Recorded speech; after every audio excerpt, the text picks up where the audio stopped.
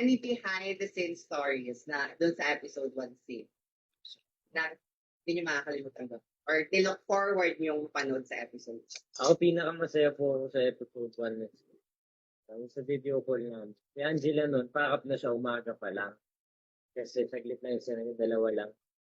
Tapos nag-stay siya doon para isi-mark lang. 7 Mark lang. 7 Sige.